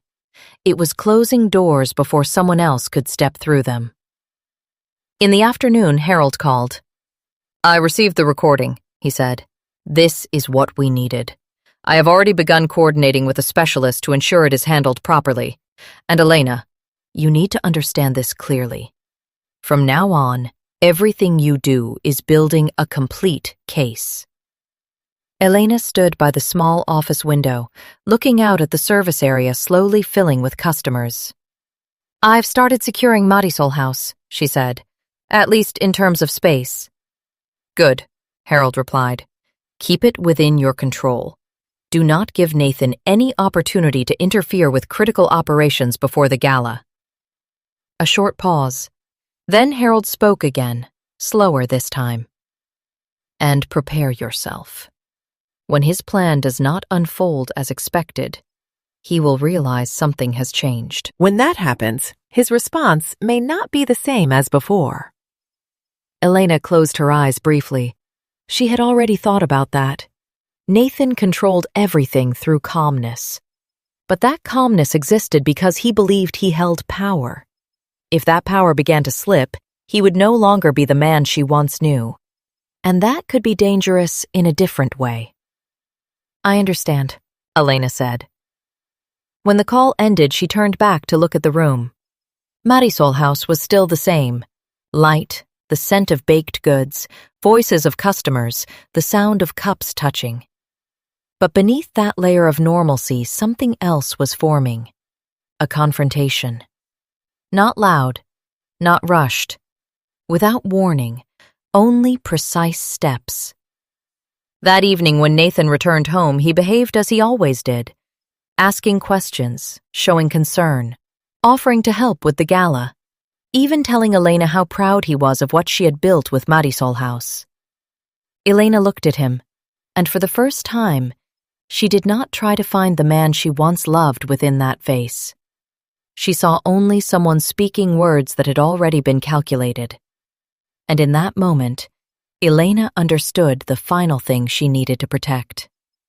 Not the marriage, not the image, not the past, but control over her own story. The gala was approaching. Nathan believed it would be the night he completed everything. Elena knew it would be the night everything would be turned upside down. And this time, she would be the one deciding where the light would fall. The gala night arrived faster than anyone at Marisol House had time to realize. Savannah lit up earlier than usual, warm golden light spreading across cobblestone streets, reflecting through glass windows as if the entire city were holding its breath, waiting for something to unfold. Inside Marisol House, everything had been prepared to perfection. White flowers lined the main counter. Low candles were placed with exact spacing. Trays of pastries were arranged in the precise order Elena had learned from Marisol when she was just a little girl, standing on a wooden stool. On the surface, it was a night of celebration, a milestone, a memory, a beautiful story retold through taste and light. But beneath that perfection, Elena knew this was a stage. Not a stage for Nathan to complete his plan, but a place where he would stand under a light he no longer controlled. Elena stood in the small dressing room at the back, looking at herself in the mirror. A dark dress, fitted, simple, understated. Her hair tied neatly, light makeup. Nothing in her appearance suggested a storm, but in her eyes there was no trace of the woman from the past months. No lingering exhaustion, no doubt, no unanswered questions. In their place was something else, clear, sharp, still. Mara knocked softly. "Are you ready?" Elena turned and nodded. "Yes." Mara held her gaze for a moment longer, as if wanting to say something, then stopped. There are moments when people understand that a story has moved beyond the reach of simple comfort. She only placed her hand on Elena's arm, gave it a gentle squeeze, then stepped away. When Elena walked out into the main area, the room was nearly full. Conversations blended with soft music, glasses of wine were raised, words of congratulations filled the air. Familiar faces from the Savannah community moved through the space. And at the center of it all, Nathan Reed stood near the counter in a dark suit, his perfect smile fitting seamlessly into the scene. He saw Elena immediately. His expression lit up in a way anyone unaware of the truth would read as pride.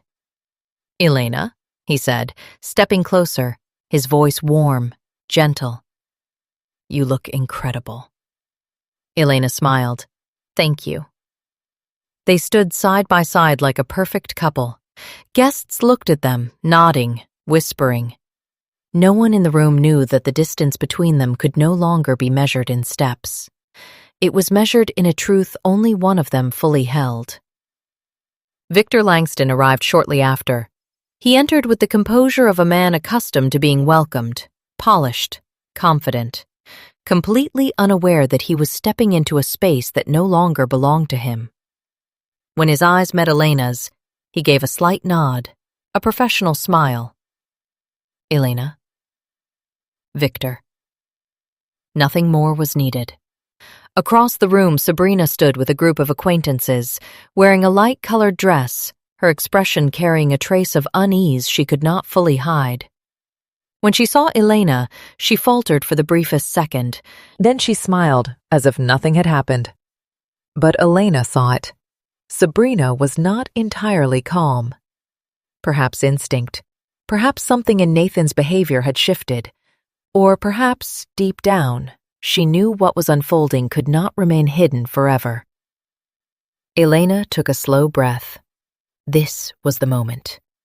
Not for revenge, not for humiliation, but to bring the truth into the light, at the right time, in the right way. She stepped forward and gave a subtle signal to the sound coordinator. The music softened.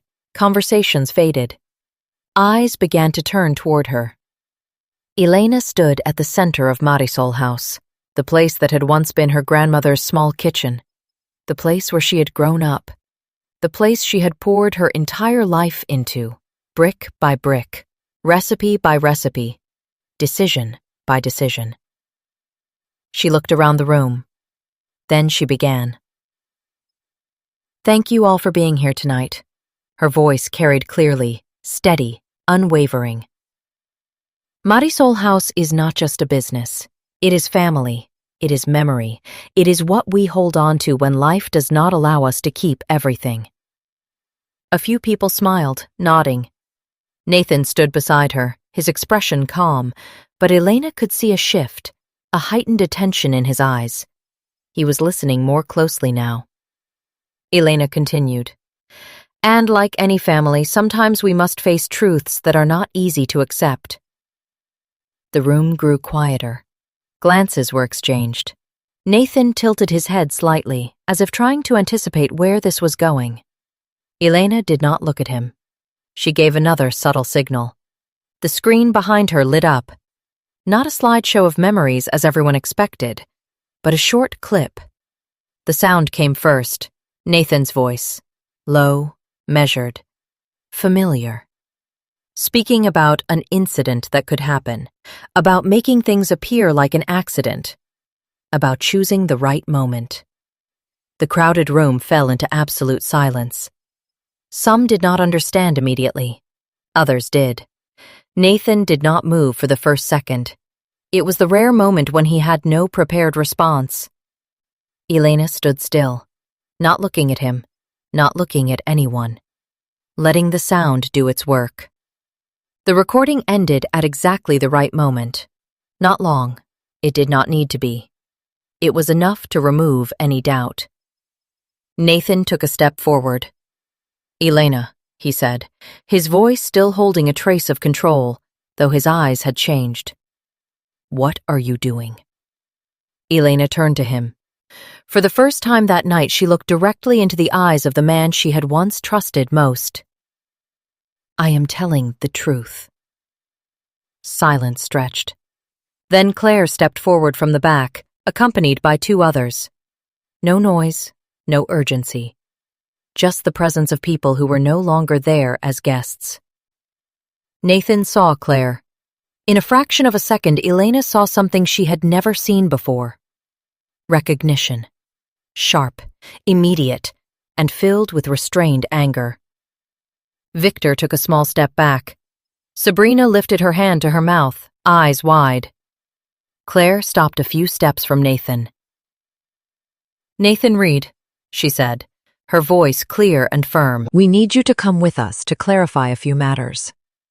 No one shouted. There was no chaos. Only the dense silence of a room that had just realized it was witnessing the collapse of a story that once seemed perfect. Nathan let out a quiet laugh. Not amusement, but the sound of someone trying to hold on to the last piece of control. "You think with just that you can—" His sentence stopped halfway, because he knew. It was not just that. Elena did not need to say anything more. She did not need to raise her voice, did not need to accuse. She had brought the light. And in that light, Nathan was no longer the man he had constructed. When he was led away, there was no struggle, only his gaze turning back to Elena. This time, there was no gentleness, no calculation. Only one thing remained. He had misjudged. The door of Marisol House closed behind him. The sound was soft, but to Elena it echoed like an ending. She stood in the center of the room. Around her, guests were still trying to process what they had just witnessed. Mara stood behind the counter, her eyes fixed on Elena. Claire turned and gave her a small nod. Elena did not smile, did not cry. She simply stood there, took a deep breath, and for the first time in many months, she no longer felt like she was being pushed somewhere she did not choose. She was exactly where she was meant to be.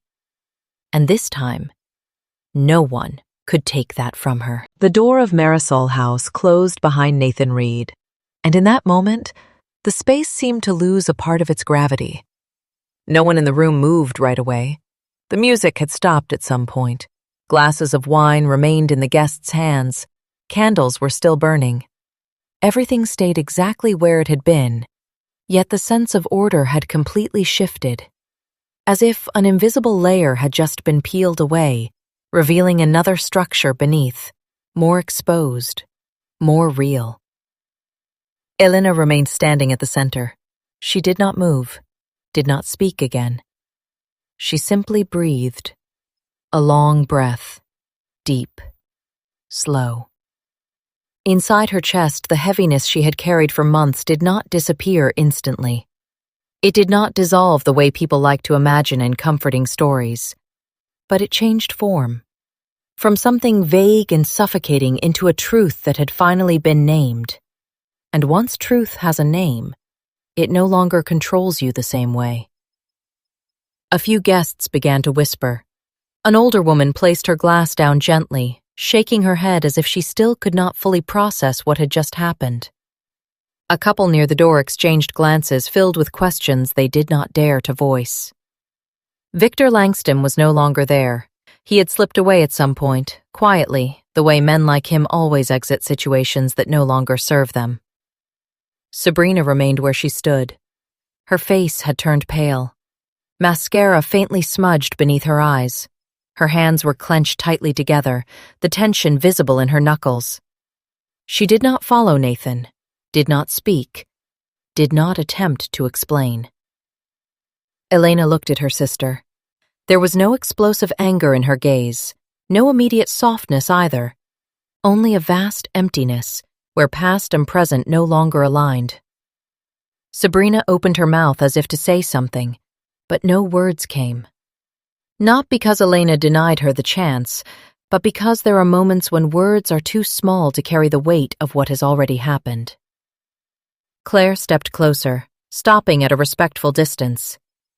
"Are you all right?" she asked. Elena nodded. Not the kind of nod meant to reassure someone else, but a real confirmation. She was not all right in the way she once understood, but she was no longer in danger.